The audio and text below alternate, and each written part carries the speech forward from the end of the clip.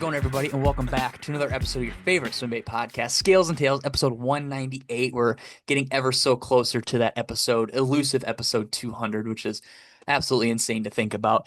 We are joined by a gentleman who I don't know if he's ever done a podcast. I know I've been following him since the podcast was started. I followed him since the first silicone bait he put out, that little rat that everybody freaked out about when it first hit the market. And I'm very excited to talk to this gentleman. We are joined by Mr. Billy Skinner, all the way over there in Arizona. If you guys remember when we had Tristan Beaver T on forever ago, I think that was like just past episode 69 because he was so upset he wasn't episode 69. So it's been a very long time since we've hung out with this crew of guys, and I'm very hyped to pick Billy's brain about everything silicone bait making, his story, his process, what it's like fishing in his area. Because if you guys, I'll say this right now, and I'll vouch for Billy. If you guys haven't seen his page, I think it's just Billy Skinnerbait or Skinnerbaits on Instagram. I think that's just straight up what it is. Go to his page, watch some of his videos under the Reel tab. Some absolutely crazy stuff to see this guy do in Arizona. And that's a lot of the reason I'm excited to talk to you. But we'll kind of cut down on the me yapping and get your introduction through the way. So, dude, who are you? What do you do? And where are you from? Billy Skinner from Yuma, Arizona.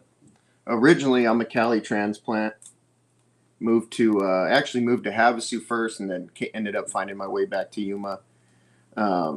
Fisherman at heart, but then kind of landed in the bait making world just by chance, really. Just by being a fisherman in my own stuff, you know. Mm-hmm. And that's about it, honestly. I got a couple kids, got a wife, just kind of living it up. Heck yeah, man. One question, being from California and kind of being in that Arizona area, were you always bass fishing, or should I say freshwater, or when you were younger, were you into the saltwater scene? No, growing up, we were big. My parents were big into like sports. You know, I did all the baseball, football, soccer, everything. And I grew up in, I don't know if you know where El Centro, California is. No, I can't say I do. Not many people do. So it's like 2 hours from San Diego. It's Okay. only an hour from Yuma, so it's in between. But not much to do. Grew up fishing on canal banks and stuff like that. But once in a blue moon, my dad would take me out of San Diego and get on the cattle boats and stuff. You know, go out and catch some fish for the day. But that was about it. Mostly sports. Okay, I respect that. Yeah, same here. Like I was into fishing when I was younger, but it was really a lot of sports. And then once the sports ended, that's kind of when the whole fishing thing got really big for my, my life.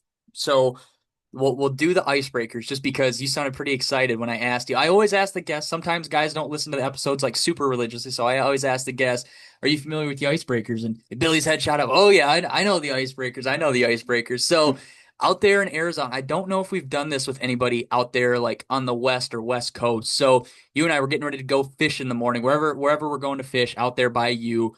We got to stop the like a sacrilegion stop pre-fishing stop. Where are we stopping, like gas station wise? We got to put some gas in the boat or gas in the truck. Where are we stopping, and what are we getting while we're there? Like, what's your pre-fishing go-to, or what you get to fuel yourself throughout the day? Kind of boring here. I go to a Chevron, Okay. and kind of depends on what buddy I'm going with too. So I got some buddies where there has to be coolers full of cold beer. Yeah. Yep. I got other buddies I'm Diet Coking it. You know, I'll grab Diet Coke, probably some corn nuts, and maybe some popcorn or something like that. I'm Okay. not a big eater on, believe it or not, but um, I'd say the probably the cold beer. If you look at any of my Yeah. videos, Yeah. there's always a beer starring in the video somehow, and I'm sure people are like, "Damn, that guy's always got a beer," but it just looks that way. Yeah. But What's the go-to beer before we get too far? What's the go-to beer for you, or do you have to like make your sacrifice when your buddies are going because they drink something else and you want to be a good host? yeah, normally Coors Light, Okay. but I got a couple buddies who that it's got to be something else, Yeah. you Yeah. know. But Coors. I'll say Coors for sure. Okay. I will say there I haven't drank in quite some time, but there for a while I was on a Coors Banquet kick. Coors Banquet is in the glass bottles. Little fancy, little fancy. I know Uh, you guys might be listening. At one point in time I was a twisted tea guy. It could be piss warm twisted tea, but I had upgraded to Coors Banquet for a while and that was pretty good. But I would drink a Coors Light too. I wasn't a snob. I was no aficionado or anything. I would drink whatever that was cold, but yeah, Coors Banquet was my go-to there for a while before I took a break. yeah, I love that. That's actually what I would have, Mm. but gotta watch the Oh, dad bod. yeah, yeah, man. Like I remember looking at the back of one of those bottles the one day and I was like, "Whoa, like I've had like 3 of these and I'm probably good for the rest of the day. I don't need any more. I'll have a Coors Light or I'll have some water or something. We'll coast out the rest of the evening."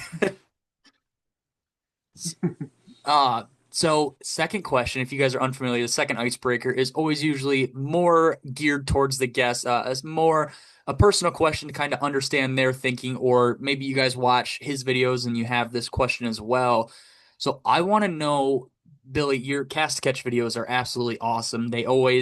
I kind of have an idea of what you do, but like what's your boat camera mount look like? Like what camera are you running? How do you get these crazy videos that you always are posting? You've seen the Insta 360. Yeah, that's what I You've thought seen you the had. Yeah. Yeah, I just put that. I think GoPro makes it. It's just like it's a clamp with Yeah. like a Yep. movable deal, Yeah. and I just put that on my dash, and that thing's incredible. It catches everything, It's and so it's awesome. has to is always brutal because I used to just film out of a GoPro, and down here in Yuma, it's always overheating.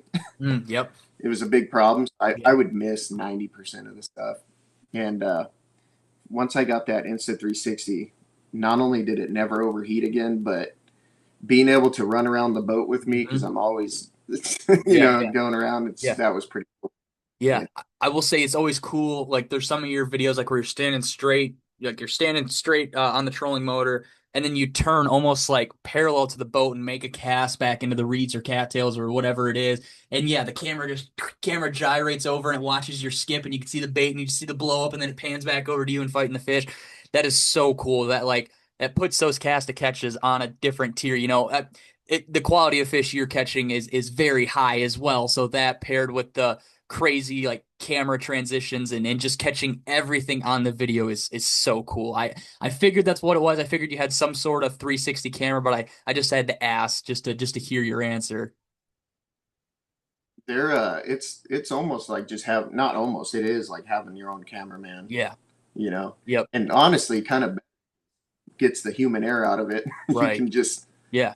it's crazy. You don't even think about how many things, like how many aspects of a particular fish catch you Mhm. miss by not having Yeah. that 360 Hmm. until you start going through and looking at stuff. You're like, wow, maybe the blow up was cooler than I thought, or maybe the skip was better than I Yeah. thought because you don't remember most of it. But when I got that camera, I was like, this is a whole different world. Yeah, that's awesome. Are you running it to like a portable battery pack or like a Jackery or something? I just have the like cigarette plug, Oh, oh in my yeah, boat. yeah. Yep. I'll run it. It runs. I got a card that I think it films 20 hours straight, Oh, and it's nice because the editing afterwards is kind of brutal, but yeah, yeah. you don't miss anything. Hmm. So that was always my biggest problem. I've missed fish catches back in the day that I'd give anything to have, and now that camera, the fact that it never overheats is the most amazing thing in the world. Yeah, that's Because the awesome. GoPro, I had fans on it, and I tried everything. I Yeah. made custom ice chests that I cut Yeah. out the GoPro thing, and I'd Mhm. fill ice to try to keep my camera cool because it'll be like 120 when I'm fishing, Yeah. so it's brutal. Yeah, But that's terrible. And yeah, like you said though, you can capture every aspect of it. And I the only reason I asked how you charge it is because a lot of the guys I talk to are all like paddleboard guys or shore guys, so I didn't even I didn't even think about you having a literal battery right next to it in the back that you can just plug into your console right there. So that makes a lot of sense. And Yeah. if somebody was wondering why the heck did he just ask how he charges his GoPro on the boat, then that's the reason why, guys. I swear it wasn't a blonde question. I had a reason to ask that. So picture this: the sun rising over the mountains, your line gets tight, and the fight of a lifetime begins. Welcome to Lake Bacharach Lodge, Mexico's premier largemouth bass fishing lodge. Nestled in the heart of the Sierra Madre Mountains, Lake Bacharach Lodge offers world-class fishing, luxury accommodations, first-class hospitality, and expert guides who know where the grandes live. Whether you're chasing giants or kicking back after a day on the water with a frosty, cold, bottomless margarita, we've got you covered. Home to some of the biggest bass in the world, Lake Bacharach is truly an angler's paradise. Don't miss your shot at the bass of a lifetime. Book your trip now at www.lakebacharachlodge.com or call 806-316-8382 today. Lake Bacharach Lodge, truly the best in bass. If you're listening to this podcast, it's safe to assume you're tossing big baits for trophy bass. You already know that treble hook changes are part of the game, but they don't always have to be a pain in the butt to do. Toit split ring pliers are hands down the easiest way to swap out treble hooks, especially on those beefy swim baits we all love. No more slipping, no more fighting your gear, just smooth, secure hook changes every time. Available in 3 fixed sizes in a full kit with interchangeable jaws that safely open up any size split ring. Toyota doesn't stop there. They offer a full lineup of precision tools designed with anglers in mind, including long and short nose pliers, scissors that cut cleanly on limp braid, and wire forming tools perfect for rigging those soft baits. So up your game with Toy, because when you're chasing giants, every detail matters. Check them out at toyfishing.com and be sure to use code SNT15 for 15% off your order. Again, that's toyfishing.com, TOIT fishing.com. And again, SNT15 for 15% off your order. Again, I will encourage you guys to pause the podcast right now and go watch Billy's videos because there is some absolutely just crazy stuff. If you guys are from down there, maybe you're like, oh, I've seen this style of fishing before. But up here where we have 30 foot of visibility and it's just rock shorelines and you are, when I say combat fishing, I mean combat fishing to a T. There's videos where you have dang near half an acre worth of cattails or whatever they are on a deck of your boat. And I go through some of your videos that do like crazy good, like million views. And I read some of those comments and some of those comments are like, this guy never cleans his boat. Look at how many weeds are on his deck. He must not take care of that thing. And I'm like, if only these guys scrolled through the rest of your videos and saw what you were doing, they'd probably understand why your boat looks like that in the video. I get a ton of that. Ton of why is this boat a duck blind and all that. And, the problem with Yuma is you are typically going. It's kind of funny because a lot of guys will think that I'm just in some little canal or something like that. And the Colorado River down here, I don't know if you're familiar with it at all, but it all just looks the same. Mm-hmm. You're going through channels constantly. Yeah. So I always end up with just so much shit in my boat and spiders. And I mean, it tears you up getting into some of those spots, but you don't have any other option. But I do like watching all those comments because it is way different than anywhere else around the world. It's pretty. I don't know if I've ever seen anywhere else like Yuma with all that cane and Is it like sawgrass and stuff too? Is it just like a mix of aquatic grass?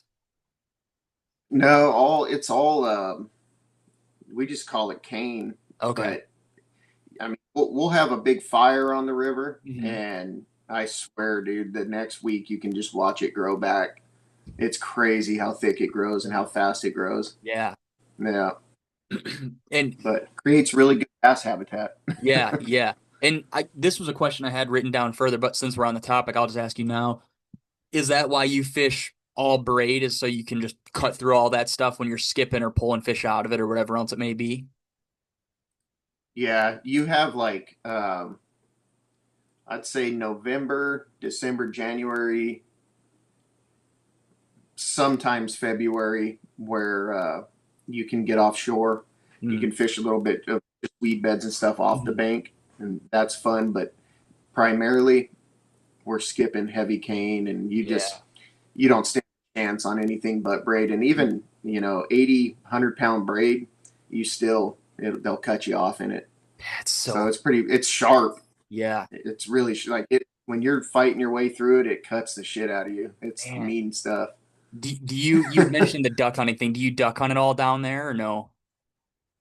Not for, I duck hunted a lot as a younger dude, but I haven't in forever. But we got really good duck hunting down here. So I've every year I kind of threaten to do it, but then I end up just fishing. And also, I desert mule deer hunt a lot Oh, and okay. at the time that duck season's open. Mhm. So it's like the only time I'm not on the river is Yeah. when I'm out in the desert chasing deer. Yeah, yeah, that makes a lot of sense.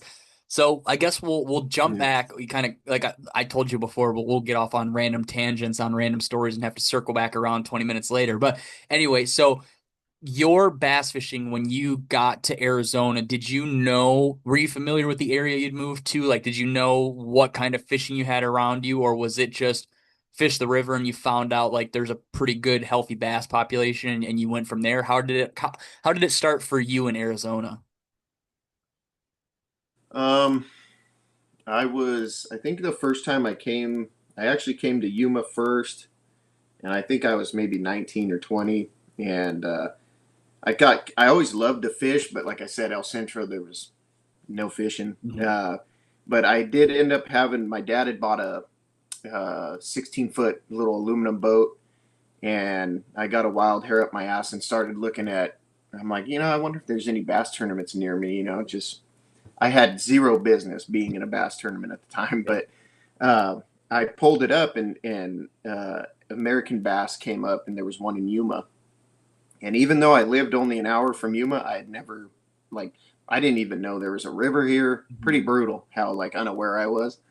Um, so there was one that weekend and I was like, oh shit, what the heck? And showed up late. I got lost. There was like 65 boats in the tournament. Everyone's pissed, yelling at me while I'm trying to launch the boat. Mhm. And I ended up by I don't even somehow I was scared to even go out on the main current, Yeah. so I just stayed right where they launched, and I ended up getting second in the tournament. And at the time, I worked at Big Five and got my check for second Mhm. in that tournament, and kind of opened my eyes to like this is pretty crazy. People are getting paid to do this. Yeah. This is I didn't make that in a month at Big Five. What's Big And Five? Big Five Sporting Goods, Okay. it's a Okay. sporting goods store. All righty. Um, but and I know this is kind of speaking of tangents, I'm going off, but that was kind of how I got my feet wet and Mhm. got like the itch to start looking a little more into it.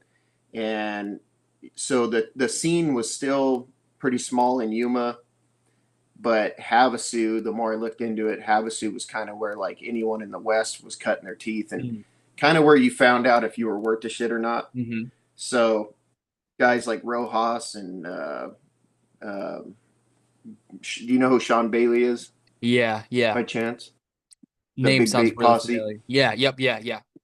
Yeah. Justin Kerr, just like Roy Hawk, a lot of the dudes that I noticed that were making it from the West were all cutting their teeth on Havasu. So then I just, on a whim, said screw it, quit my job, and moved out there. And the rest is kind of history. But I wasn't quite aware of like how phenomenal Yuma could be Yeah. because I know that's kind of what your original question was. Yeah. But Yeah. the better that I got at it and the deeper I got into it, then I started realizing like, we got a long grow period here with the way our weather is. So Yeah. we grow big, big fish. Mhm. Yeah. Did you, I guess, like, what was your first experience seeing big baits out there, being in California, moving to Arizona? Like, did you see a lot of swim baits or was it a lot of like drop shot stuff at the time? Or like, what were you seeing around this time when you were getting into the tournaments and seeing all these other guys like start to have careers in the sport? It was kind of, I remember walking into a boat shop in San Diego. I think Anglers Marine it was or something. And it was right when the Big Bait Posse Mm, DVD came yep. out. Yeah. And they were playing it in there and tripped me out. I'm watching them all. I'm like, Yeah.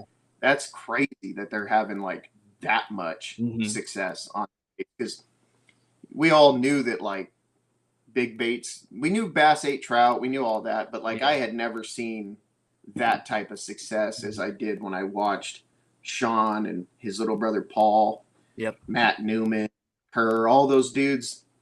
They're making their own stuff. They were some of the first guys to get the original HUDs from Ken. And the original triple trouts. Yeah. Like those baits were all getting kind of not kind of, but they were testing them with those dudes, because they knew that they were catching the shit out of them at I think it was Casitas. And it took me a long time to get into it because I was trying to become a tournament dude. Yeah. Yeah. And I wasn't, even then I wasn't. Later on in my life I realized, like, okay, you can go out and win tournaments doing this. Like you can go put 5 in the boat. It's not a 1 bite a month thing. You can do specific things that you can put in a tournament format and do good. And then but yeah, I went off again on that one, I No, think. no, But you're good. Yeah, that's crazy I'm sure there's been some people that have talked about Big Bait Posse, but it doesn't get talked about too much. I had actually seen a post today asking if guys had ever watched it before. That came out in like '04, '05 maybe.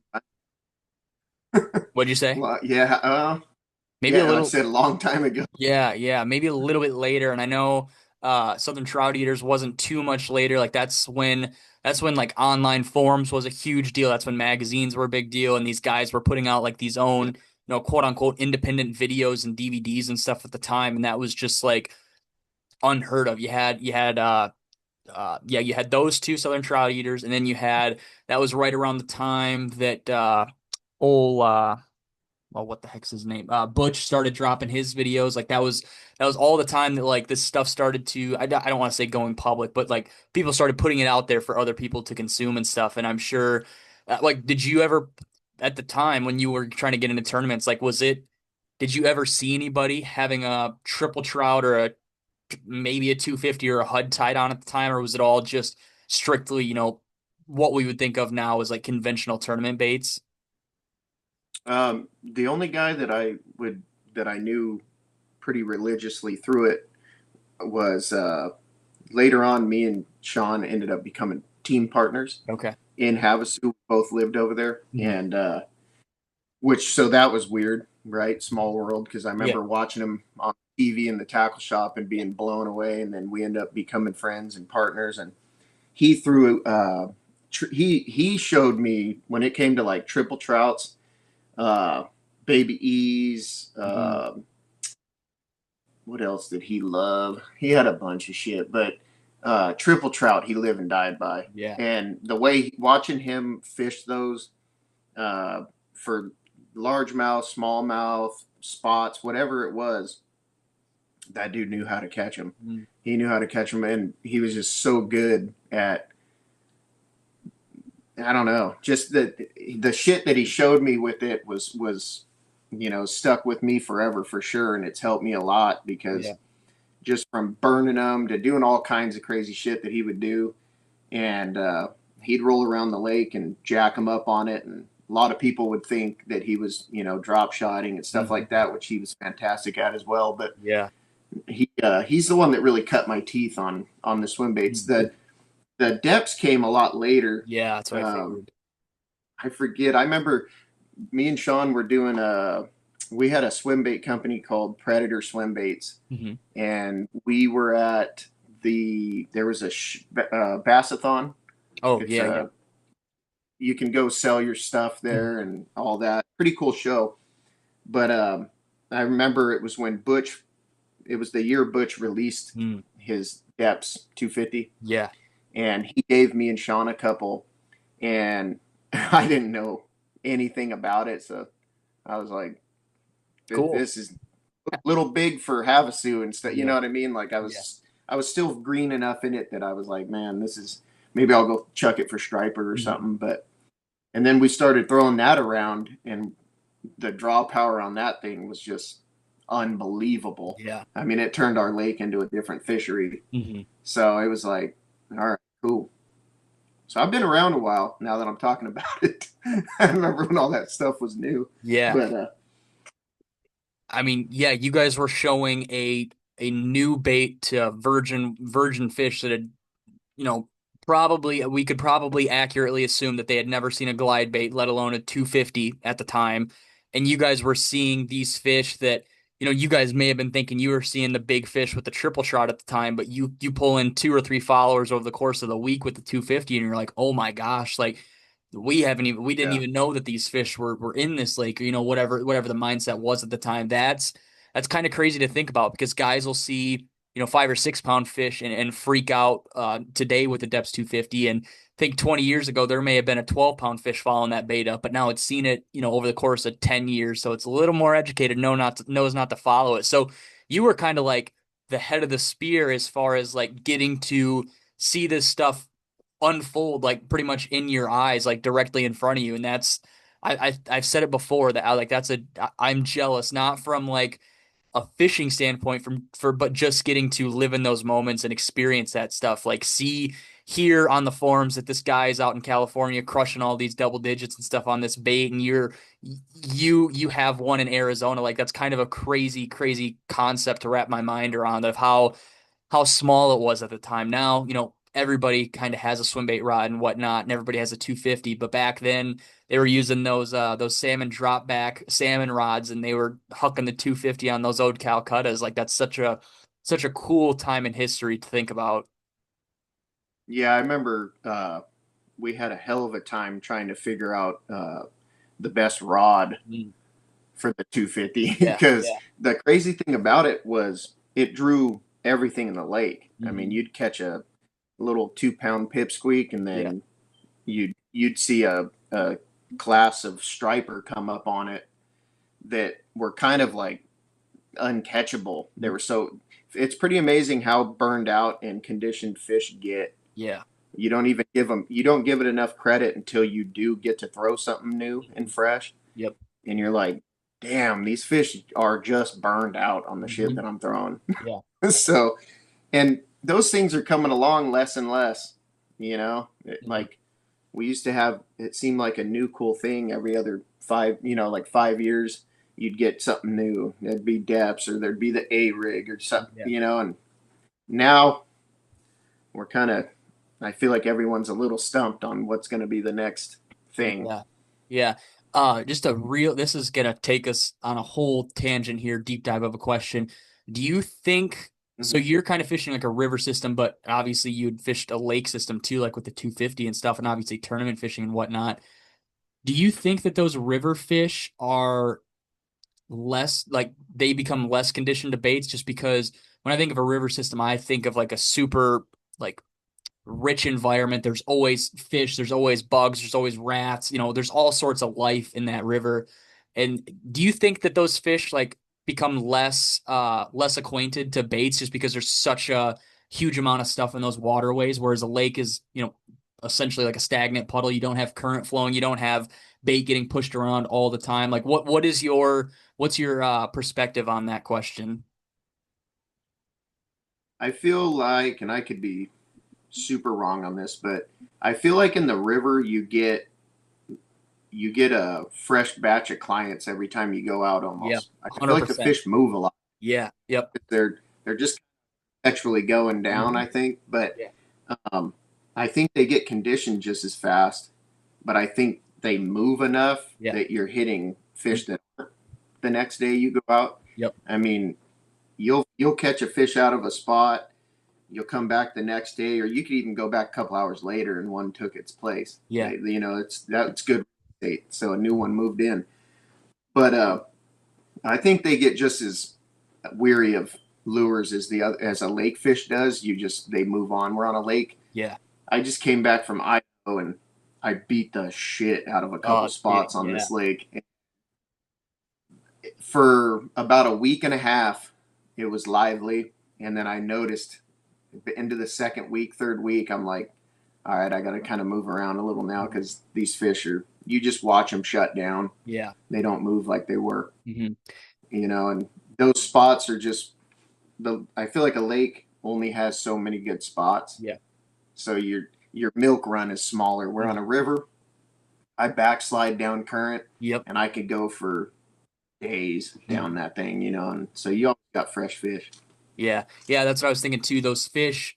they can stay in place. They might sit on a boulder or with the current break or whatever, but sooner or later they're going to slide down or move up, like you said. It's just like if if if anybody's listening who's a trout guy, like a residential brown trout, this is a northern trout thing, but like a residential brown trout will sit in a hole its whole entire life, and if somebody catches and keeps that thing, a new one slides in, and that's the new resident brown, and all these other fish, they just swim out through. But yeah, like you said, I've gone to river systems and I've made the same cast and I've caught bigger, smaller fish every time. It's never really the same fish. It's kind of, I thought that's what you were going to say because that's kind of my thinking of it too. But it also, like, those fish might sit back 6 miles down current, and those people might not fish that far. So after a couple months, those fish might not even remember what the Clyde was, or whatever else it may be, and they might move back up. And if it's presented in the same exact way, they might have those Vietnam flashbacks. Whoa, whoa, I'm not eating that thing. But there's a good chance that they're just kind of like they disassociated with it, and they're gonna go eat it again. And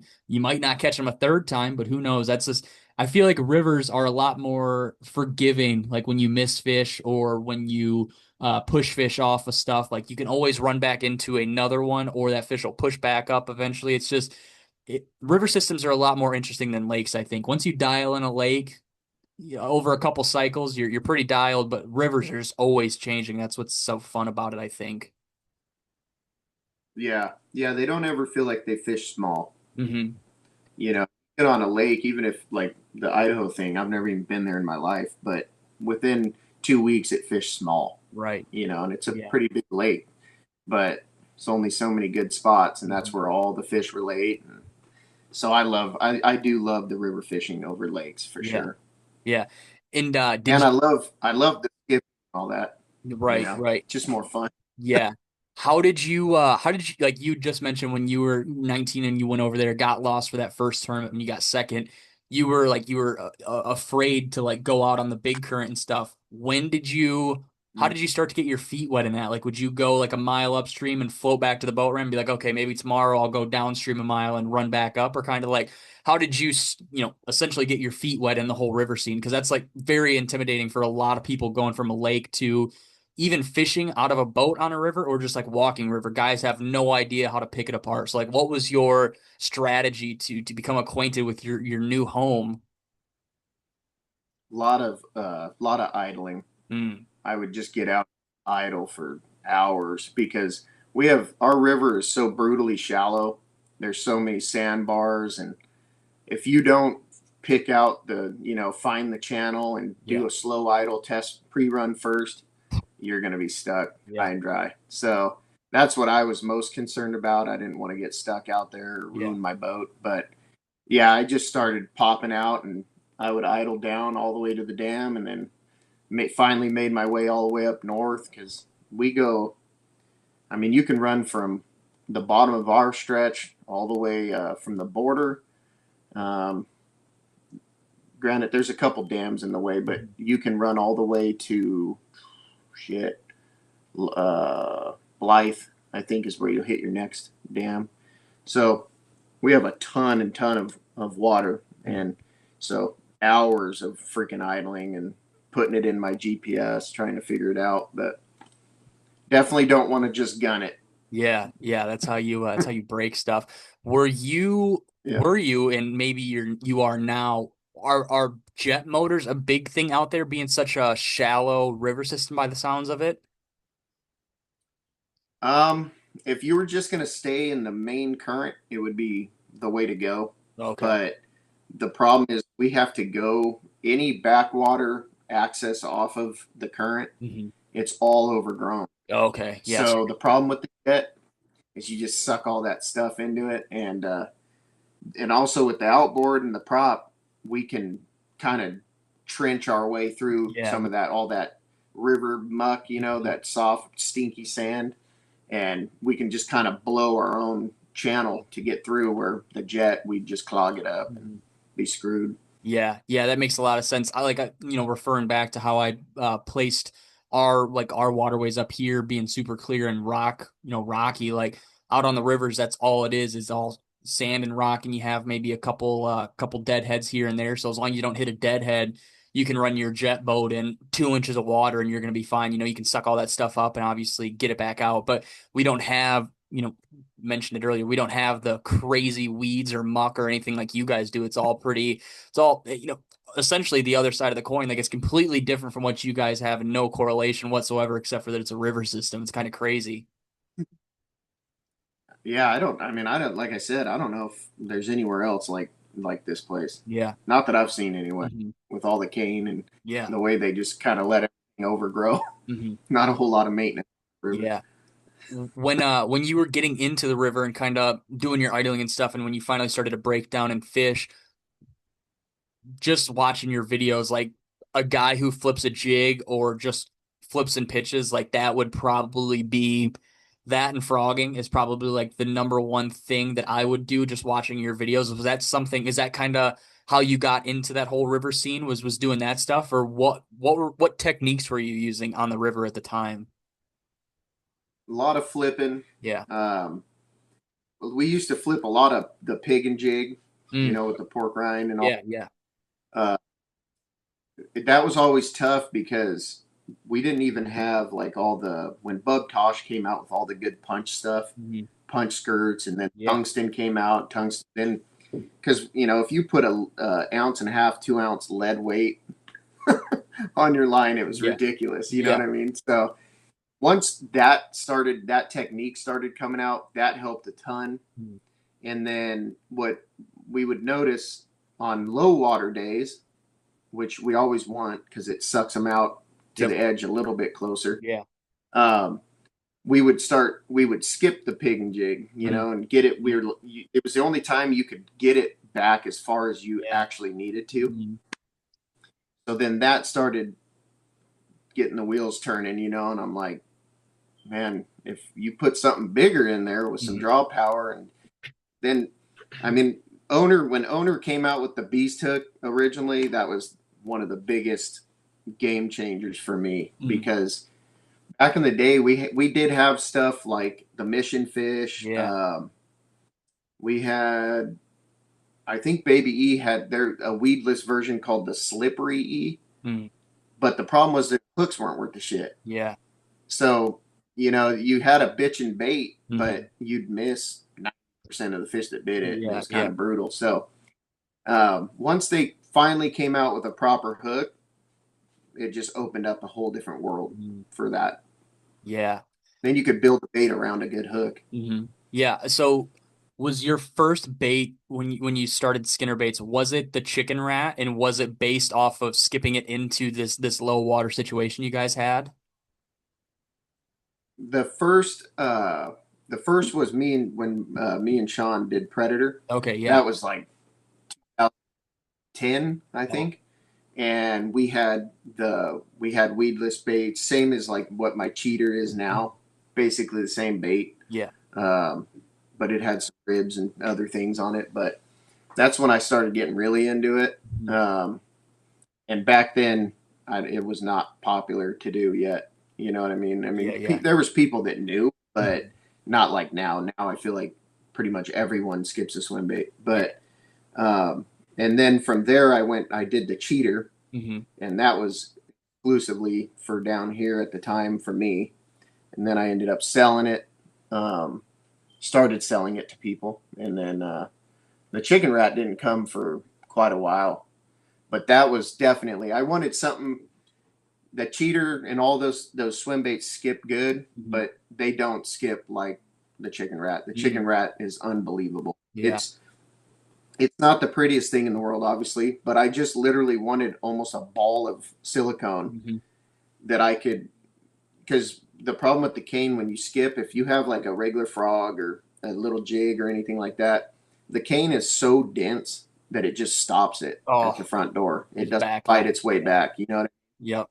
So the less shit hanging off of it, no, a frog's silicone legs, those little skirts, Hmm. is like your worst enemy here Yeah. because it Yeah. grabs the cane and stops it. Yeah.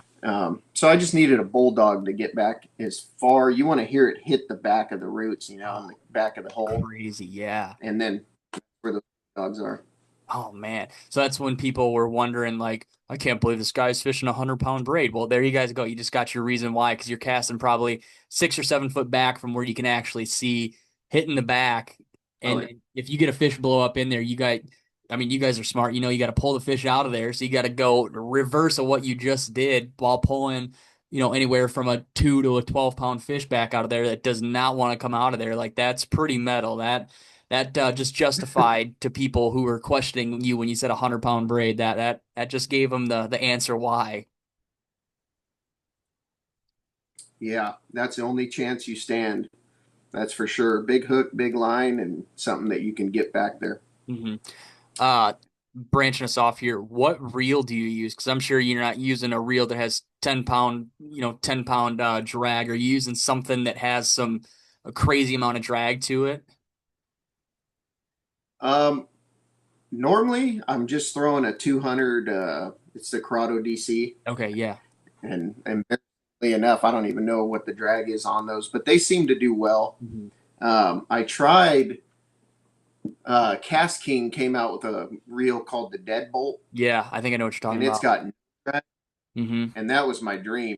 I was like, oh, perfect. Finally, I don't even want because even with it buttoned down on that heavy braid and stuff, it will slip on you a little bit. And I Yeah. hate that. I feel Hmm. like it costs you a little bit. But the problem with those is I was snapping the frame where it connects in your reel seat. Yeah. Yeah. I'd set the hook and just rip the whole reel off, you know. So I had to put those down back to the Corrados. But they Yeah. seem I use like a 7.4 Corrado DC. Love Yep. it. Uh, I have never used this reel, so don't quote me or anything. But I know those A3s from 13, the Concept A's. That A3 Bulldog, it is a 300 size reel, so it's obviously bigger than the 200 that it sounds like you like to use. But dude, I want to say that thing has something ridiculous, like don't quote me. I don't even want to throw a number out there. It's high. It's like I want to say it's like the 30s, like something crazy that musky guys use that. I've never used it, but I know plenty of guys who musky fish who are well accomplished musky fishermen who still use that reel who haven't been let down by it. So it is a 300 size reel. I don't know. They do make a 200 size. I don't know what that drag is. It's maybe 14 or 15, maybe a little more than the Corrado, but yeah, when I heard about that, it's called the A3 Bulldog, and if it holds up to the name, that is crazy. I don't know how you're not breaking internal components or the reel seat or anything, the reel foot, like that's insane to think about. Yeah, yeah. The Deadbolt was great in theory, but I don't know. They got to make the frame out of something stronger. Yeah, make it out of like aluminum or something that's probably not plastic that just busts at the seam, and yeah, Yeah, got an issue there, guys. That's like some engineer drew up the internals, and they're like, "Oh man, slap that on a frame. That thing is good to go. That's crazy." And then 5 months after it dropped, and they're like, "Oh my gosh, we messed up. We did not test like we knew the drag system worked, but we did not know that the the components of the out external of the reel were not going to hold up. We screwed up, guys." yeah. They'd have to come test it in Yuma for sure. It's the best testing ground for that Yeah, yeah, it sounds because like you're it just by the wait. sounds of it. Oh man. So when you were testing the chicken rat, like how long would I feel like it's pretty cut and dry. Like you figure out this bait, you go out there and you test it, and you're catching fish on it. It's not blowing up. Excuse me. It's not blowing apart. It's skipping under there really well. You're pinning fish really good. Like how long did you work on that bait before you kind of brought it to market or posted about it? Um, for quite a while. I don't remember exactly how long, but I'll be honest. I could have worked a little longer. Mm. I've got quite a few versions now because I feel like I'm always tweaking it a little bit. Yeah. I think you got to be kind of a tweaker to be a bait maker. It's just Mhm. never happy because when you're out there, you fish something for like a year, 2 years. There's always going to be little things about it that you're like, Yeah. yeah, that could have been better. You know, like Mhm. lately, I on the original one, the hook slot and the air chamber were in the same. Um, it was the same piece that went in the mold, if Yeah. that makes sense. Yep. Where now everything is separate. Mhm. So if your hook slot on top tears open, Mhm. which it will eventually, um, the water can't get into the air Into the chamber chamber and still. it won't So sink. that was like a huge deal. Hmm. But when I came out with it, I didn't know how to do that yet, hadn't thought of it yet. And for myself, I loved it because I would just, if it did tear open, I'd grease it back and it was good as new. Yeah, But um, it took a while. I think I've got like over 100 renderings of that's crazy. that bait, just molds and tweaks, and Yeah. it's insane sometimes the hours you put in on the computer just designing stuff. Yeah, man, that's awesome to hear. I hope that guys listen to that and think, oh man, maybe like a lot of these builders aren't in it for the money like some of these other ones we see. Like these guys are putting in the time and putting in the hours for it. That's I don't know. I see it because I talk to so many guys, so I kind of understand that. But maybe it's not always something that other people see. So, dude, I will say I appreciate when a bait builder nerds out and works on something like that, and maybe they release a version in a year or two down the road. They're like, oh, I'm gonna redo this, kind of stop the batches for a while, and then put out this newer version and kind of talk about why this one's better. And I don't know. I think people I respect when a builder does that. Like, oh man, this guy's not just trying to make a bunch of money off this bait. Like he's actively trying to put the best bait out there with his name on it. That means a lot to me. Yeah, you got to acknowledge the weak points of it for sure. And then I think obviously when it comes to bait makers, I feel personally like as long as the bait maker like started out making it for himself first and foremost because he Yeah. wanted it, Yep. I feel like they're always a little bit better of a product than the guy that didn't. He just saw it Yep. becoming popular, so he starts designing his version of it. But Yeah. everything I make, um, it starts with me and where I live. So they're not always the prettiest things. And like you look at the chicken rat, and it's like, why do you have 100 renderings of something that looks so shit simple? You know, Yeah. Yeah. but it's not as far as like making everything Yeah. cohesive, the harness and the weight or the air chambers and the hook slot and Mhm. making sure that it holds up to the ridiculous abuse that I Yeah. put it through in one day. Hmm. You know, most people that I send it to, I'm like, as long as they don't live in Yuma, they're going to have this thing Yeah. for a while. Yeah. And that's like that's a gripe that guys have that we can talk about.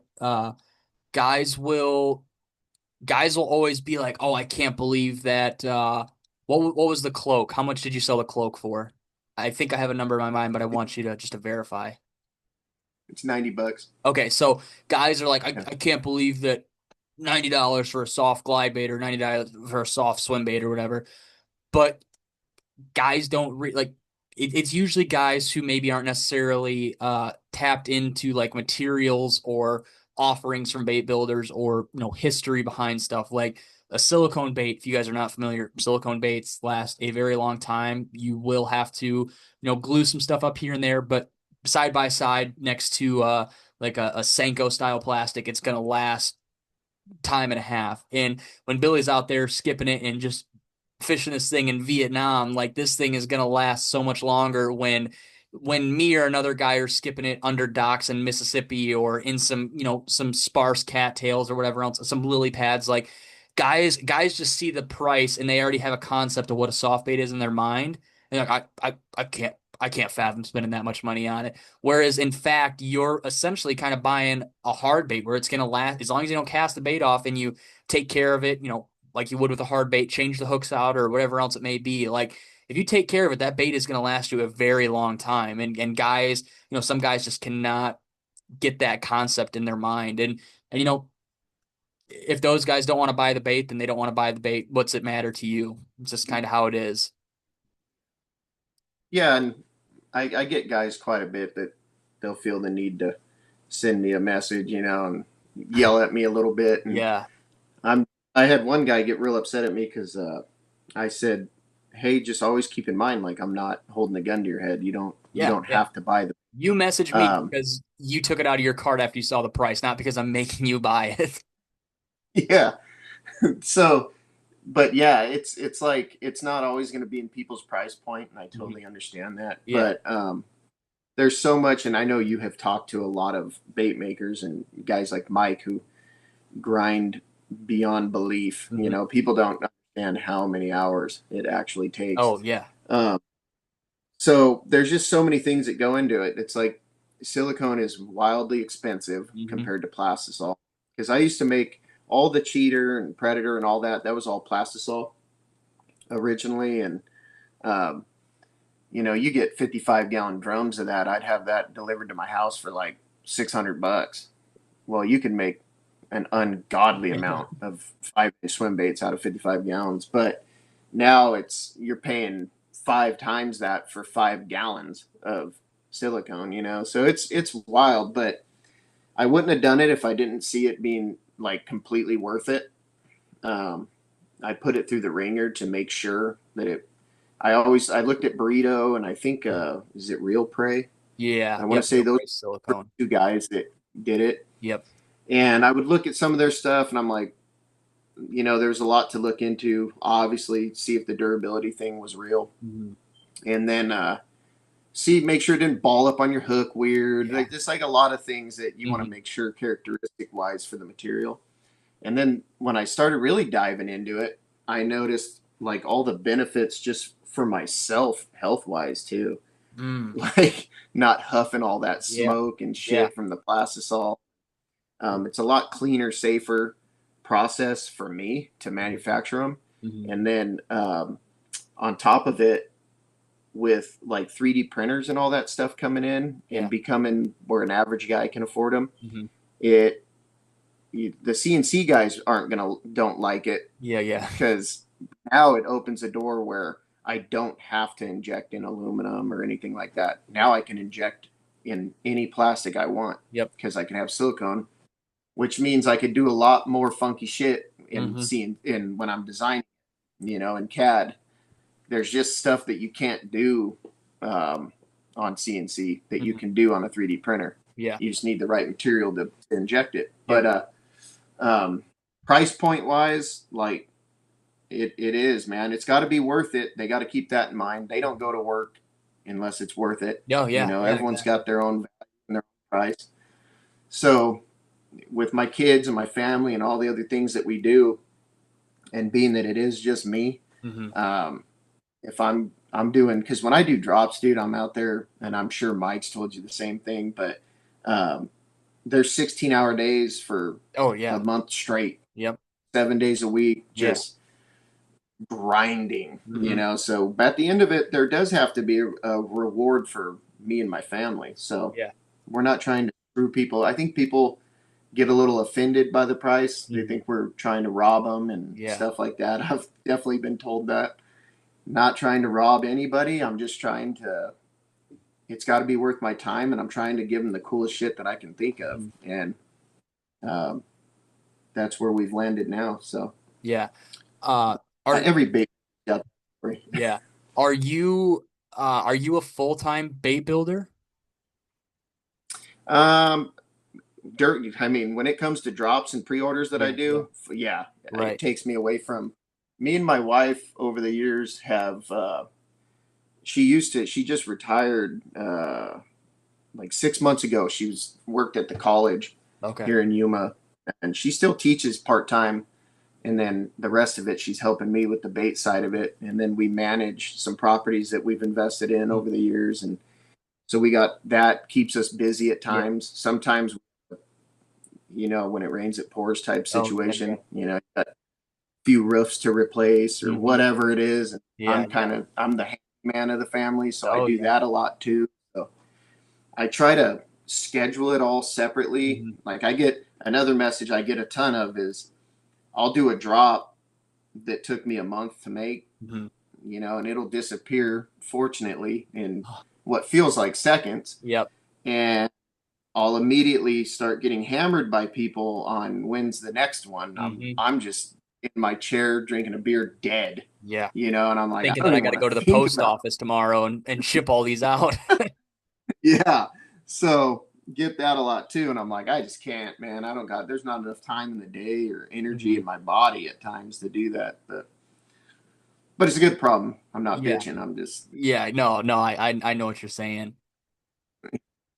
Is it like I just kind of to pick your brain a little bit. Is it overwhelming because you have grown a pretty good following on Instagram. Last time I looked, when I looked earlier, you had a pretty good following and stuff, and you have a lot of engagement with all your posts and everything. Is it like is it just like overwhelming that you're always having people, not that it's a bad thing, but you're always having people reach out, you're always having people ask questions, or oh my gosh, why are you putting a gun in my head making me buy all your baits for all this crazy amount of money when I can't be spending all this money, like whatever else. Is it overwhelming from the fact that you're like it's just, yeah, it's your living, but you also, like you said, you have other stuff that you are doing that you have to put time to. Like this isn't, yeah, it's a quote unquote a full-time thing, but you're not sitting down and working, 40, 50 hours every single week on this stuff. Like, is it a lot every once in a while? I just want to hear your thoughts on that. Yeah. It was so nice that my wife was able to retire because Yeah. she took over Hmm. pretty much all social media. That's so nice. Um, yeah, she gets to take all the emails and all the messages off my plate because um, not so much that it would be overwhelming, but like it takes away from so much of my Yeah. time Uh-huh. to answer all of it. And I'm trying to do the baits. And I know that they don't realize that, but it's like, if you keep messaging me, like I can't make your baits. Yeah. Like I gotta, it was the kind of a tug of war there because I do want people to be able to reach out Hmm. and get an answer Yeah. quick. I don't want them to feel like it's unobtainable to get a Hmm. response out of us. Yep. Um, so I guess in that aspect, it would get a little overwhelming because you're trying to juggle the two of them, but Yeah. and like give like a decent, real response too, Yeah. Not like like some answer their question. automated, yeah, next week or Right. something short.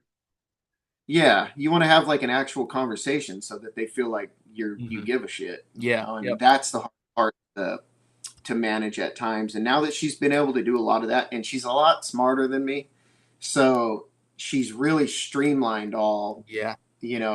She's set it up now where people can sign up for automatic emailing, Mhm. and like I'm not having to notify anybody. Like it just goes out, Yeah. and she does all that, and it's peace of mind for me when I'm out there Hmm. to know that that's handled, that part of it, Yeah. you know. Yep. I will say, a lot of the builders that I talk to who do this stuff full time or very close to full time, yeah, like everybody sees all your videos, all your reels.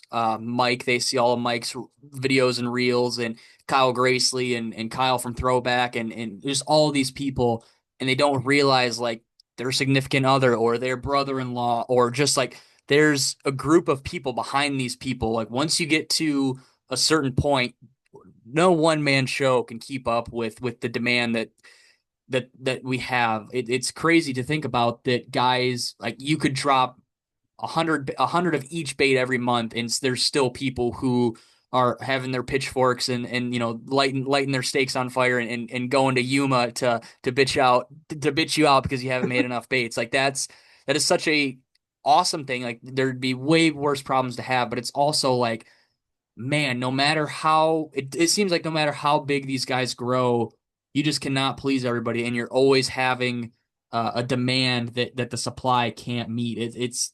It's just absolutely insane to me. And the more and more I see like these companies go full time, and it's just that like they're like, okay, I'm gonna go full time. I'm gonna hire one or two more people, and the end is gonna be obtainable. Like we're gonna be able to keep up with these orders, and it's that snowball. Somebody pushes it down the hill and it just keeps building, and more you start putting out 200 baits, and then you need to start putting out 400 baits a week because people aren't happy with 200. It's insane to see. And if you would have asked me that 3 or 4 years ago, I'm sure as yourself, I would have said there's no way that somebody's going to put out 200 baits a month and there's going to be people pissed off, or they're going to be on the site for less than a day. Like, no, that's not going to happen. And now, like you said, you sit there, you watch the notifications, I'm sure on your phone or your computer, and you're like, wow, that month's worth of work. Kevin from KGB said that. He's like, a month's worth of work just disappeared in 25 minutes. Like, that's a awesome feeling to have, but it's also like, at what point in time do we put in enough work to be able to see our success last over maybe a day or two rather than a couple minutes? No, it's daunting at times because you do it and it's a grind like any other job. But yeah, watching it go so quick, it is good. But then you're like, shit, Mm. man, back to the drawing board, dude. Yeah. Like from the from Yeah, just injecting the painting. Like people, and I see some of these swim bait companies out. These guys are like artists. Yeah. Like I look at their paint jobs and I'm like, I keep my paint jobs pretty simple Yeah. because I'm like, dude, like I don't know how these dudes are doing that. Hmm. Like the time that they have just in the painting process alone is insane. And then someone will like complain about the price of a glide bait or something. I'm like, That's like I taxidermy don't think that paintwork he on could it. pay you. Yeah, yeah. Yeah. I'm like, if he set 200 baits in front of you and said, put a taxidermy quality paint job on all 200 of these and do it quick because we're waiting. Be like, no, Yeah. that's crazy. But some of these dudes pull it off, and I'm like, damn, man. But there's so much cool shit out there. Uh, it's really been cool to not only has there been like where the well never runs dry as far as the customers, but like it's been really crazy to see how many bait companies have started and how many people are doing it now. Like everyone's got their own take on stuff and everyone kind of makes their own cool shit and it's pretty neat to see like that whole side of it grow as well. Yeah. It's Because when I started making baits, it wasn't cool. It yeah. was Yeah. kind of weird, Yeah. like and now it's like just such a thing, like you're saying, like so many of these guys have become full time and full blown businesses that it was just them in their garage and now they're in Yeah. warehouses freaking Mhm. with a full staff of employees, Yeah. you know? Yeah, it's pretty cool to see what you just kind of mentioned a few of your processes of like making baits after selling out to get the next batch ready. Do you have a certain part of your bait building process that you I don't want to say enjoy because I'm sure nothing doing it to that extent is maybe enjoyable, but that is less of a burden on you. Like, oh man, I'm gonna shoot 200 baits today in molds, and it's gonna take me 4 hours, and I got the rest of the day to go fish while those cure, or I'm gonna guess, go out on a limb here and say maybe painting isn't your favorite task to do. Like, what's the one thing that doesn't burden you as much as in the bait building process, Mm. or is it all just is Honest, it I all mean, work? yeah, it sounds crazy, but I think like say if I just went to say I called Mike and I'm like, hey Mike, can I have a job making working class zero Yeah, yeah, baits? yeah. He's like, yeah. What position do you want? I'd probably choose the painting Okay. only because like the pouring and the injection and like molding and demolding and getting the mold Mhm. set. It's all like it's the most monotonous shit you've ever done Oh yeah. at time. Like you're just like, dude, if I don't see these molds ever again, I'd be happy. Yeah. You know? Yep. Whereas painting, you at least get to like from one bait to the next, you can mix it up a little. Hmm. I don't know. At least it's like like Yeah. activity. When you're sitting there injecting, you're just like you may as well just be a robot, Waiting for paint to just dry, dang near. yeah. It's yeah, I'd say painting, but Okay. Okay. not the taxidermy style. Yeah, yeah, yeah, yeah. Just a couple, maybe a green hue, a pink hue, and maybe some black dots. Yep, that's a trout. There we go, out the door. Yeah. What, so what's your packaging now? Because I feel like I remember a couple of years ago you were doing those clear tubes with the end caps for maybe it was the chicken Yeah. rats at the time, or maybe it was the cheaters.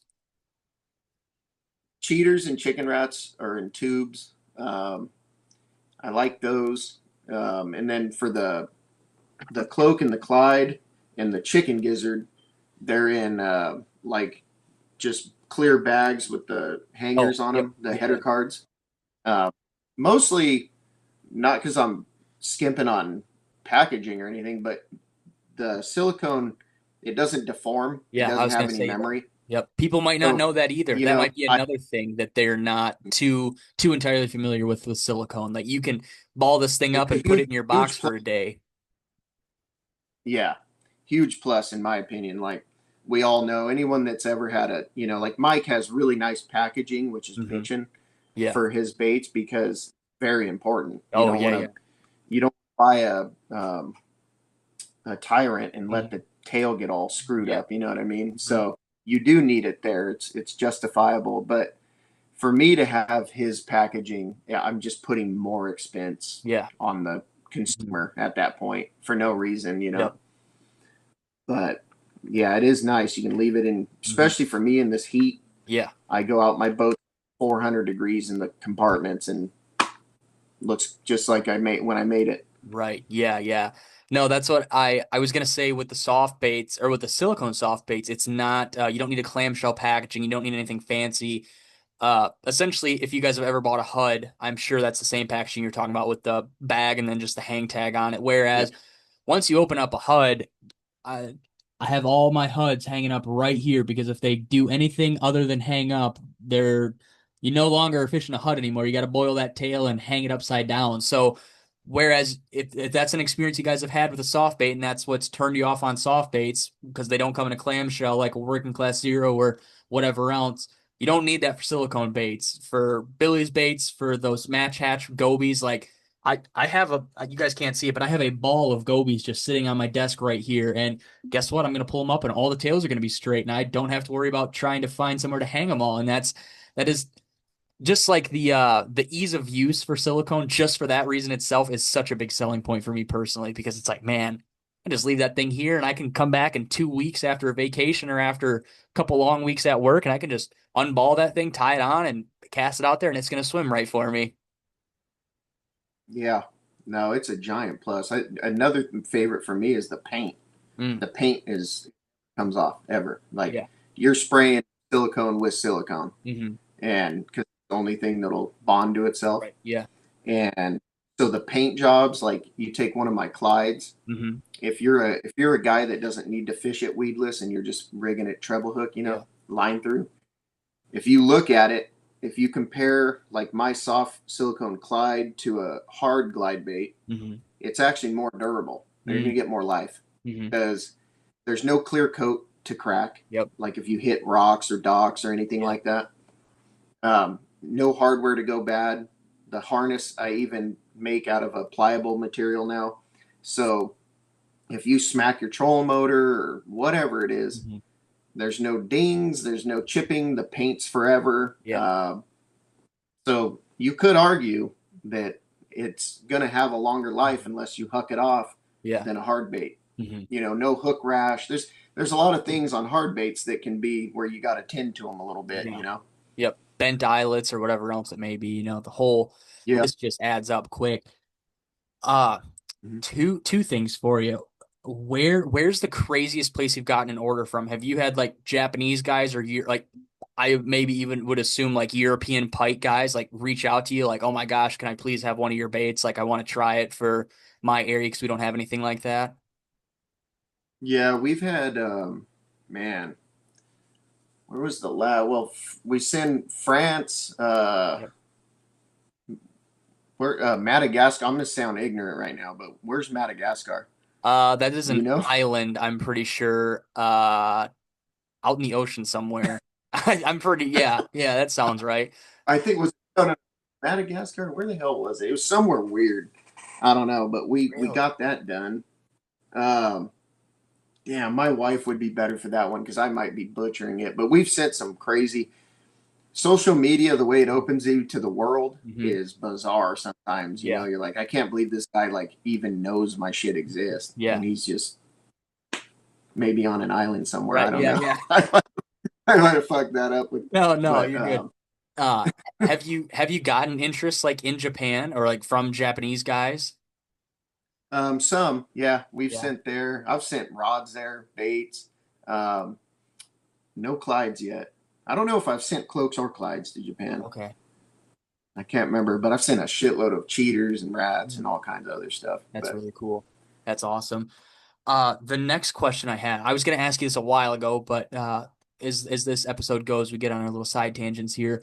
What oh, are you ever like when you did the Clyde or when you did the Cloak, was that a thing that you were like, man, once I release this, it's no longer gonna be my little secret. I'm not gonna be able to come out here and hammer fish on it because maybe some of my local guys will come out here and replicate what I'm doing. Like, are you I don't know. I don't think there's such thing as a selfish bait builder, but I definitely know sometimes they drop a bait and they're like, I want, I'm gonna keep testing it for a couple months, maybe just until this bite dies down, then I'll sell them again. Like, are there baits that you have or that you are designing that you're like, I don't want to drop this because this is too much fun for myself? I'm bad about it on both ends because I feel like I feel that way about every single one of them, but Mm, then I'll always threaten to not put something out, and then I yeah, just put it out yeah, yeah, because there is a big part of me like I do want stuff to myself, hmm, but then I also get super jacked yeah, when people are jacking them on it too, you know. So I'm like, I end up always putting it out for the most part. I always got like little side things that I'm yeah, working yeah. on that no one's ever seen, but for the most part, like anything legit, I end up most time putting out. Right, yeah. How long did you work on the cloak and the Clyde for? The cloak came first, right? Yeah, Okay. and that actually came about because of I had the chicken gizzard for a while, and it was a boot tail. Um, but then I wanted to make changes to that, and then that kind of ended up spawning all this stuff because that's where I started really figuring out the air chambers and how to keep things separate and all that to work in the molds while I Yeah. was doing it. And I ended up putting the different tail on that bait, Mm. which then that all led to the cloak because I'm like, man, if I made the chicken gizzard still had the head harness with the Yeah. hook on the outside, Yeah. and I didn't want to put a tiny hook in it in order to do what I did with the cloak. So I'm like, all right, well, I need to make a bigger bait, and I always wanted a trout bait, even though I live in Yuma. I just kind of always wanted to make a trout bait. Yeah. Um, so then I did that. I loved that. That thing worked out way better than I ever thought. And then the Clyde, I was working on a weedless glide bait probably like a few months. I started on it about a few months before that. I see it hanging up behind you right now. The flag. Yeah. Yep. A buddy of mine showed up one day and he goes, "I hate to shit on your parade, but look at this." Ah, And I go, "Oh my god!" yep. Um, but it was the flag at least was still wire harnessed and Belly treble and stuff trouble. like that. Yeah. Not I was silicone. like, well, They there's get still, torn up very easily. No offense to Grow Design Works if they're listening, but you got to have a lot of glue to keep that thing going. yeah. And mostly for me, like, I actually at the time had no interest in it being treble hook. Yeah. I just wanted, I'm like, dude, imagine if I could skip a depths back to where Hmm. these fish that I'm fishing for would probably be unbelievable. So then the cloak finally, because I had so many versions that just sucked ass. They failed at something pretty Yeah. bad. So I just never even put it out. And I screwed up one time and put a swim video out a long time ago. And I don't think I ever stopped getting messages. Mm. And it was so annoying, dude. I took the video down and everything. Yep. Still got messages. Hey, when's the weedless glide coming out? I'm like, probably never. I can't figure it out. Yeah. And so then when the cloak happened, I was like, oh shit. Now I can do now I can incorporate air chambers in it.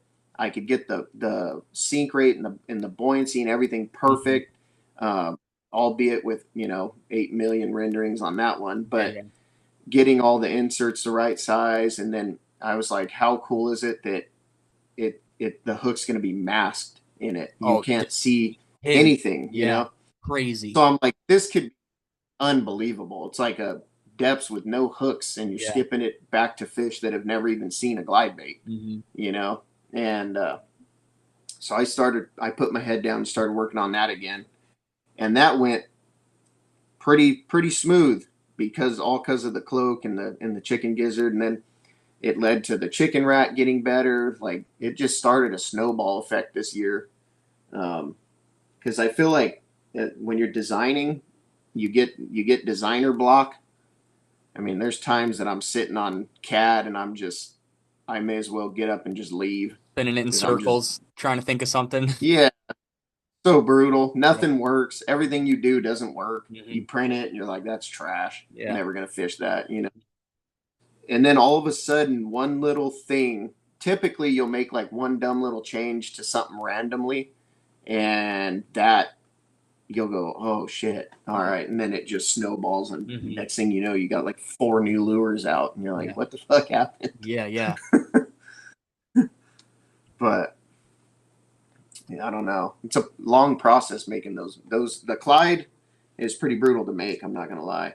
Yeah. It's intricate. Yeah, from what I know with bait building, that's, yeah, people don't understand the inserts on molds, and people see the finished product and they don't. I say people, maybe guys listening to this do have a concept of it, but I would say a lot of people, a lot of consumers see the finished product and that's awesome, cool, I'm gonna buy it.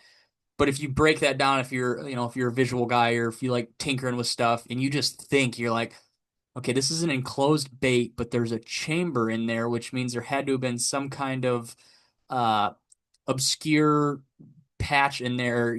It just, I think about that stuff all the time. I think about baits and stuff and how they're built and designed, and I'm like, how would you inject that with that thing, and how do you get it out of there, or how do you get it to this point? I like that sort of thing, so that's why I think about it. The normal consumer, like I said, probably never even crosses their mind. They're just like, oh, that's cool. I'm gonna buy it. I'm gonna catch so many fish with this. But from a design aspect, yeah. And then you like that video you did when you did I think it was the Clyde, or maybe it was the Cloak, when you were like, we're showing all the rigging options and you suck that BKK right into it. And I was like, whoa, what? Like, that is absolutely insane. That bait is just tall enough to hide that gap and hide that whole hook. And I remember sending it to somebody and I was like, there's no way that a fish would eat this thing, miss it, and then not eat it again. It doesn't even know that that thing's not real. There's no put offs of it whatsoever. Yeah, yeah. That the amount of times I screwed those measurements up to Yeah. because the insert like it's wild how you'll take so much time and you're like, all right, this is the one. Nope, Hmm. hook sticks out just a little bit, and Yeah. you're like, damn Yeah. it. Yeah. I got to But drop it down. yeah, and doing the all the little things, the head harness, Yeah. so the hook went through, and it was cool that it turned out where on the Cloak and the Clyde, both designed to be the hidden weedless hook, Mhm. turned out to be phenomenal line through treble hook baits Yeah. as well. That Yep. just was a cool thing that naturally happened that I hate to admit that I really didn't even think about at first. Right. And then the more I started fishing it, I was like, oh wait, hold on. This Yeah. is it's a line through beast Mhm. hook bait, but why can't I put a treble hook on it? And then everything just worked out. Swivel goes in the head harness perfect, and turned out that they're really phenomenal at that too. So I was like, oh, Yeah. that's cool because Right. Right. not everyone like I do down here where there's nothing but thick brush, Yeah. Yeah. you know.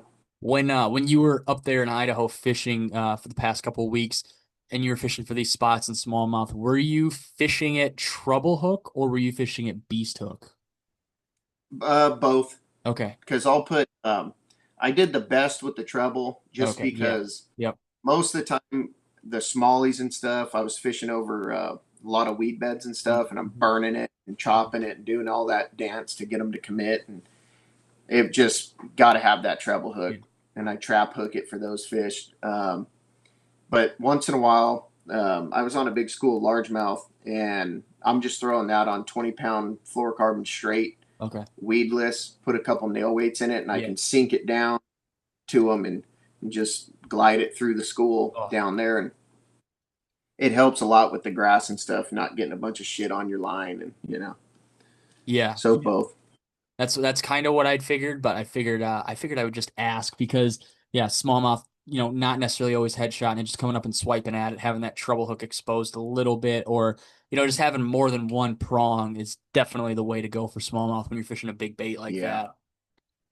More hooks you can have, the better. Yeah, yeah, exactly. There's no shortage of hook there. So you mentioned it, and I remember, I think Tristan talked about it too. You'd mentioned sending rods to like Japan and stuff. What are you fishing your baits on? So maybe like the chicken rat, the gizzard, the cloak, and the Clyde. Like, what rod did you? I'm assuming you built the rods. Maybe I'm wrong, but like, what are you fishing your baits on? Kind of what are the ratio or not ratios? The uh the specs on these rods and like what you're doing with them. I have two different ones that I love. They're both 7/8. I love that length, 7/8. One's a 1 to 4 ounce, moderate fast, maybe extra heavy. I forget. I might be wrong on that. It's heavy or extra heavy on that one. And then the smaller one that I do most of the cheaters, chicken gizzards, chicken rat is I think it's up to 2 ounce, and it's also a moderate fast, heavy. And I like the moderate fast because it's a real parabolic. Mm-hmm. If you'll notice, all that when I'm setting the hook or fighting a fish, like it looks like my rod is bent to my reel It's like seat. bam, yeah. So I need that because when they jump and do all their jazz coming to the boat, those big ones opening their mouth and shit, I feel like it just even if I make a mistake, it still keeps tension on them. Mm-hmm. Yeah, you got to unload Might so be much rod. Yeah, might be total bullshit, but that's how I feel. I've got a lot of out. I hate an extra fast tip or a real fast tip that shuts off too quick Mm-hmm. because I feel like it has a tendency to kind of like buggy whip up Yep. top and it lets play in there and they get off. Mm-hmm. When so you're And then I fishing. think do it helps. Oh no, go ahead. What were you saying? No, I was just gonna say that the way that rod they bend, I feel like it loads the bait perfect for skipping. Yeah. You know, Yeah. I also don't like the fast tip for skipping. I feel like I have no accuracy at Mhm. all. Yeah. Yeah, I like the moderate because or parabolic, what however you guys are listening, parabolic bend to it, whatever. I like that because when you cast it, like you don't have to put much into it, and that rod kind of just whips it. It slingshots it for you. So that's I'm kind of Mhm. not a huge. I'll fish a fast rod, but if I don't have to, I won't. That was the thing I was gonna say. When you're fishing your baits, your beast hook baits, and you get a bite, so you're fishing more of a parabolic rod, so you don't have like when we watch Gilbert fish his soft baits, he's got those really stiff rods, and you see him reel all the way down to those things and yam into him to get the hook in there. With you, like it seems like a lot of your fish like super reactive, like boom bite hooks that right there. Do you ever have to crank Yeah, down to these fish to get a good hook in them, or with what you do and how these fish are eating, is it just good enough all around with what you do? I think it's the main difference is like in the winter when I'm fishing offshore and I'm just on straight fluoro. If Yeah. I'm slow rolling a cloak, Mhm. you do need to pay a little more attention, like to make sure you get a good hook set. Yeah. You Okay. know, because it's hard when you feel them the way they rock that bait. Your knee jerk reaction is to just swing, Oh even if yeah. you're high staked and Yep. screwed up. Yeah. So that's really the only thing I have to kind of coach myself on. It takes a couple weeks into winter for me to like be like, all right, dude, you're not on braid. You can't just get them. You know, Yeah. you gotta make sure your mechanics are a little more sound. Mhm. Where when you're skipping, yeah, I just jack them because Yeah. I get a lot of people that they'll be like, do you do the frog thing? Do you wait 2 seconds? And I'm like, nah, dude, they don't got pockets. Mm-hmm. Like it's in their mouth or it isn't. Yep. It just is what it is. Like I'm not waiting for them to turn it or none of that. Yeah. I'm gonna get them or I won't. Yeah.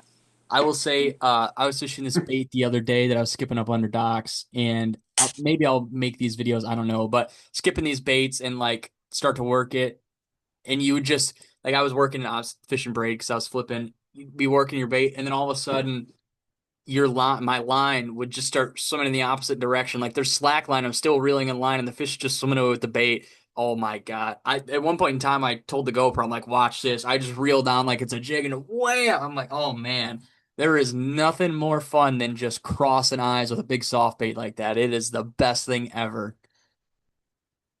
It's so addicting. When It's That's what I love about the skipping and the yep. braid and that it even if when you're not getting bit, it's fun to do Mm-hmm. anyway. Yeah. You're out there like hitting what little nooks and Yeah. crannies you can Making bets hit. with your buddy if I can skip it under this little lay down or whatever else it may Yeah. be. And then if and then one does blow up on it, that's the greatest thing ever, of course. And I love skipping into a hole that you just hear it. Yeah. You don't see the blow up. It's Yep. so far back that just boom, you hear it. And you're Yep. like, it's Christmas. What's going to come out? Yeah. Yeah. Exactly. But love the You have a video on Instagram. This was probably maybe a couple months ago of you and your buddy fishing. Your buddy cast, missed the fish blew up on it, missed it, whatever else it was. And I think it was the cloak that you fired in there and pulled that fish out. That was like a really big one, if I'm not mistaken, right? Like a yeah, 10 maybe? yeah. He's still not. That was 13. Okay, I was gonna say 12, but I'm like, I'm just gonna go 10 in case I'm thinking of a different fish. Yeah. Oh my gosh, that is Yeah. crazy. He she came out. He was skipping the chicken gizzard, Okay. and she came out and just kind of nipped it. Mm. And if he would have been throwing that was I want to say that was in the spring. Yeah, I think it Yeah, was a I think while that was ago when you March, posted it. Yeah. and I happened to be throwing the cloak, and I threw that thing back in there, and man, she ate that one. Yeah. But I was like, if you'd have been throwing the bigger bait, bro, you'd have Yeah. got her. That man. Go watch that video because that Yeah, video on your Instagram, I don't know how many times I've watched that thing. And you're like, I'm sorry, dude. He's like, no, dude, no, that's your fish. It's just like that's a boy right there. In the back of his mind, he's probably like, this SOB, I can't believe he just did that. But then, like you said, he may cast it back in there, and that fish man nipped at it again, and then just wouldn't have eaten anything the rest of the day. He just kind of been yeah, played out for the day. So goes hand in hand, bunch of what if situations, but. That was another thing that the camera, if yeah, that was a normal GoPro, it wouldn't have caught like any of that, if I'm not mistaken. I'm pretty sure it was kind of like to the left of you and behind you a little bit. Like it would a GoPro yeah. wouldn't have gotten that. No, it's so cool too because you can move the camera like when the fish is on the side of the boat, Yeah, yep, and like flopping follow around, it. Yep. show it, Yeah. which is so much better. You get to see that makes you feel like you're there. Yeah, yeah, But yeah. Like you're watching it in a snow that, globe. yeah, that time of year's important size of bait wise. Mm. Springtime, especially fish that caliber, Yeah. 13 to anything over 10. Uh, Bigger the better. Mm. They're going to be more likely to commit. But I felt bad because he had never caught a 10-pounder at that time because he's kind of new to fishing. He's been in it for I think a couple years, so he's still cutting his teeth, and Yeah. he wanted a 10-pounder so bad, and I didn't even know that it was. I didn't even really see it. Mm-hmm. I just pitched in, and then when I saw her turn and come out to eat, I was like, ah. Oh man. But he ended up, I think, like a week later, he ended up catching one over 10 on the chicken gizzard finally. So he finally did get his DD. So he's okay. What an incredible fishery to talk about this. Like, oh yeah, he missed 13, but 6 days later he did cross paths with a DD. And to do like that's like a couple places you can do that. It's probably Okeechobee in Florida, flipping and punching all those mat pads or pad fields where you guys are at, and then I'm sure somebody in some state that has some sort of thing that I've never heard of is probably like, oh no, you could do something like that and catch a big fish. But there's like the two places where you could go hand to hand with a 10 plus pound bass and just battle of wits. Am I gonna give up or is this thing gonna come unhooked or whatever? Like that's such a crazy, crazy thing. When I will urge this again. If you guys have not paused this and checked out Billy's page, pause the podcast, go look at it. You guys will, if you guys haven't looked at it yet, you will watch some of these videos and you'll come back to the podcast with newfound respect with what we've been talking about for the last hour because it is the craziest freaking thing ever. It's just, dude, like I said, from a guy up here who has super clear water and maybe some logs in the water that I get to fish, like what you post or what all you guys post down there is just the coolest thing ever. Yeah.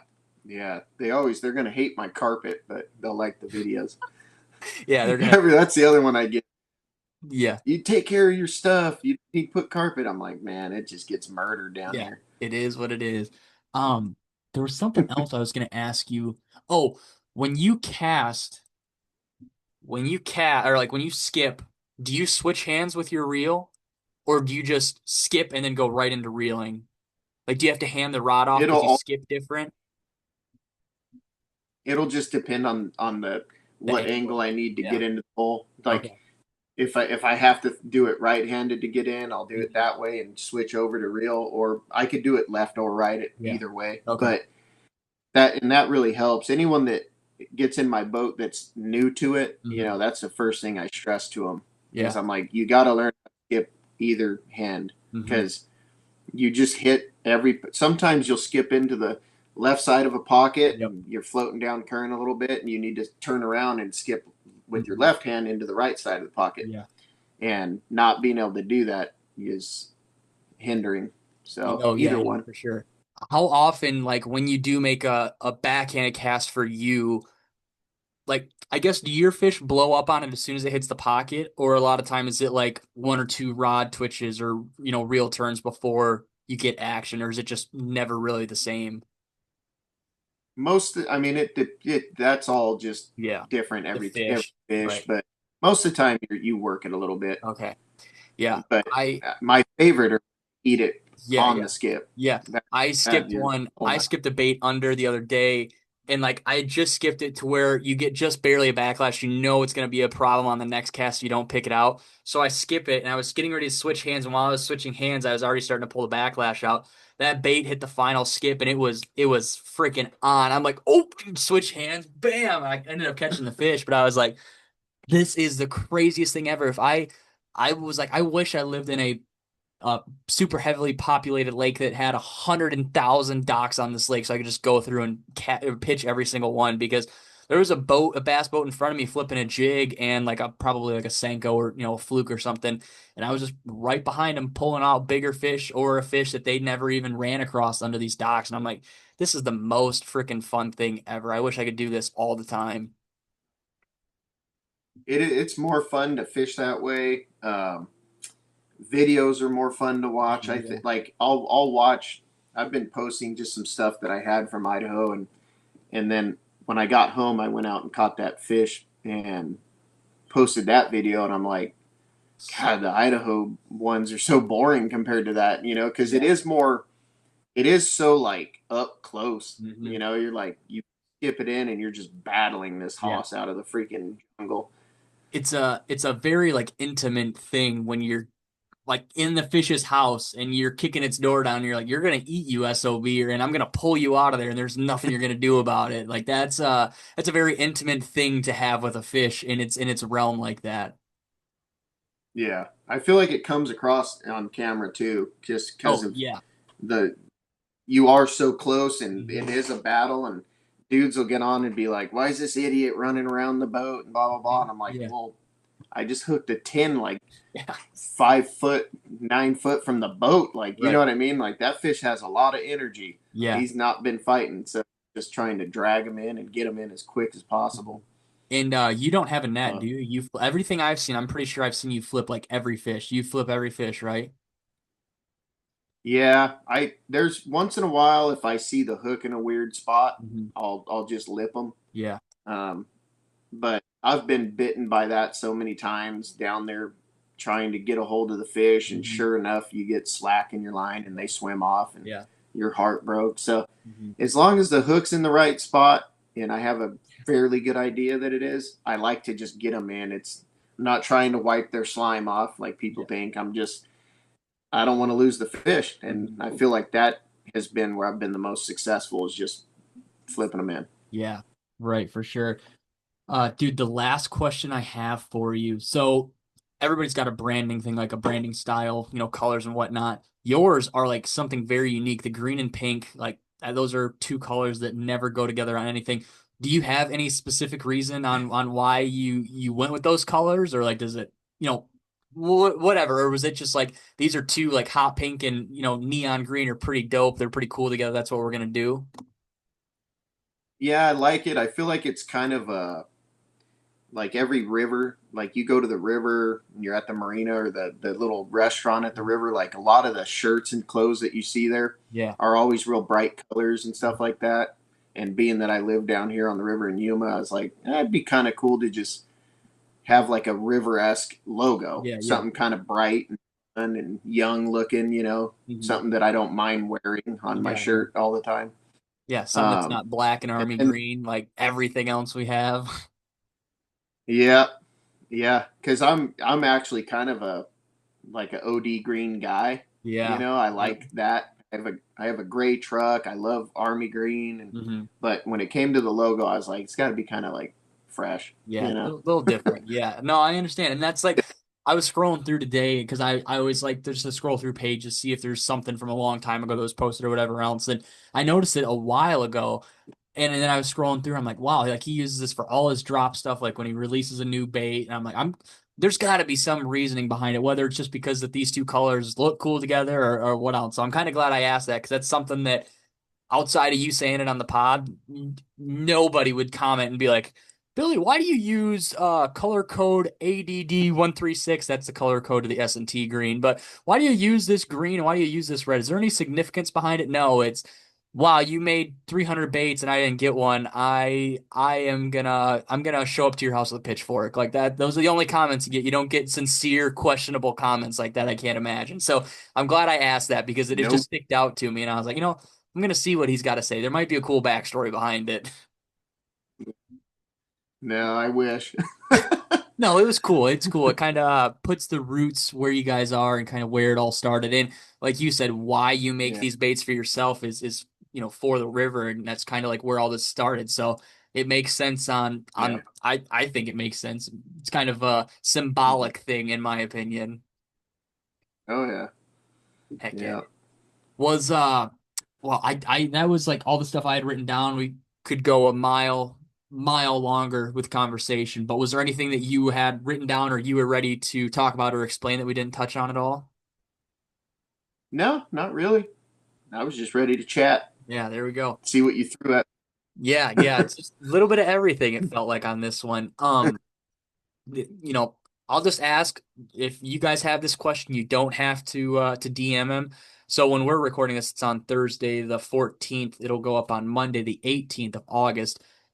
Do you guys have a drop scheduled or do you have a batch ready? I'm asking this for you guys so you guys don't blow up his DMs. We're gonna keep Billy's DMs on the DL this week when you guys are listening to this and you check out his page and see all these fish. I'm asking so you guys don't have to hit him up. So well let's see what Billy's got to say about that. It'll probably be early fall. I'm thinking maybe September, October Okay.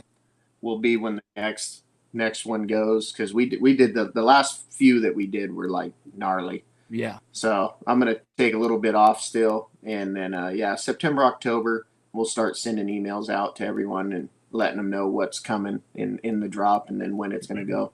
Perfect. And they can just go to the But website and sign up for the newsletter alert thing, whatever we want to call it. yeah, they can email skinnerbaitco@gmail.com, Okay. and my wife will get them set up and put in the system. That way, they don't got to search through all my social media stuff Mhm. trying to figure out when it Yeah. is. It'll just go straight to their email. Heck yeah, nice and easy. For people, if Mhm. they've made it this far and they haven't paused it the 10 times I told them to go watch your videos and now they're curious about it, what's your Instagram handle? Um, I think it's just Skinner Baits. There might be a period in there somewhere, maybe. I should know. I Skinner Baits. Yes, Skinner Baits. Okay, perfect. Nice and easy. I like that. I like that. It's when guys Yeah. start throwing underscores and everything else, it gets a little confusing. That's why I always write it out. But as always, Billy's Instagram will be in the show notes. You guys can go follow him there. I'll put a link to it as well.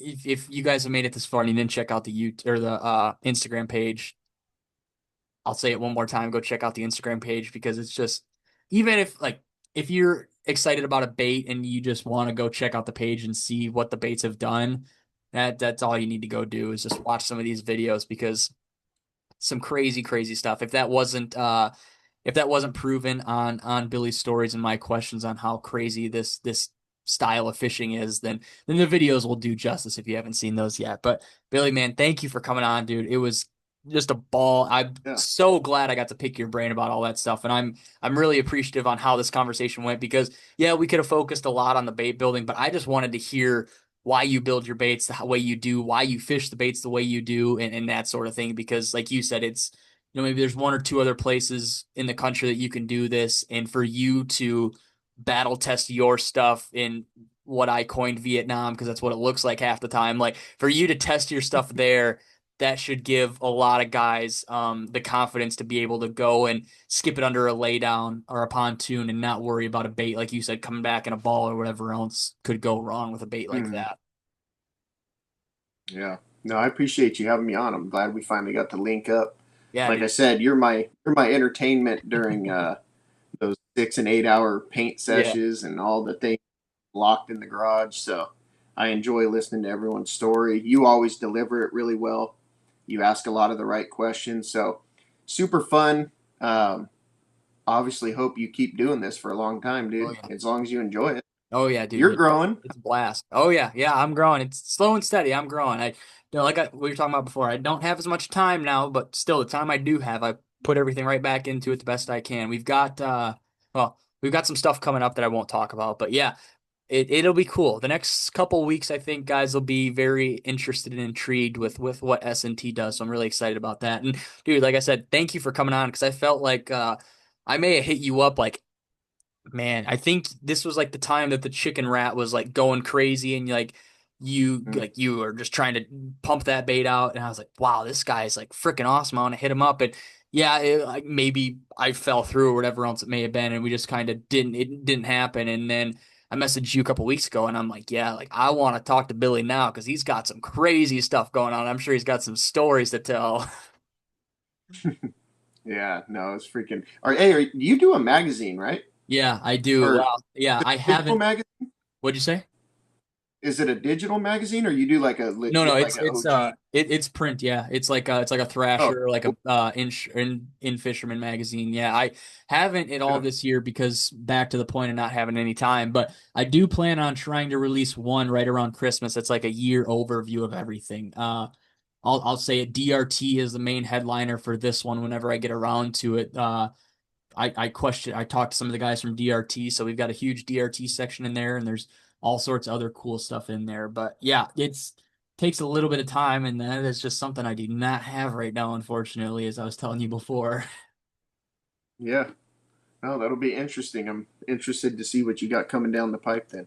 Oh yeah, I think guys will like it, but I don't know. We'll see. But as always, I'll have Billy's Instagram. Do you have a YouTube channel at all, or is it just Instagram? No, I'd love to, but back to the time Back at the thing. time But, thing, nice. Well, yeah, well, Billy, thank you for coming on, man. And as always, like I said, again, Billy's stuff will be in the show notes. You guys can go follow him if you're not already. I highly, highly encourage, even if you're like, I don't want to follow anybody, go watch the videos. Go just look him up on Instagram. You guys will be like, okay, I'll make this an exception. I'll follow this guy because he makes some pretty crazy, or he has some pretty crazy stuff on there. But as always, thank you guys for listening. Billy, thank you for coming on, man. I hope you guys enjoyed this episode. Only a couple more until episode 200. Absolutely crazy. If you guys made it this far, thank you very much. And as always, I'll see you guys on the next one. See you guys.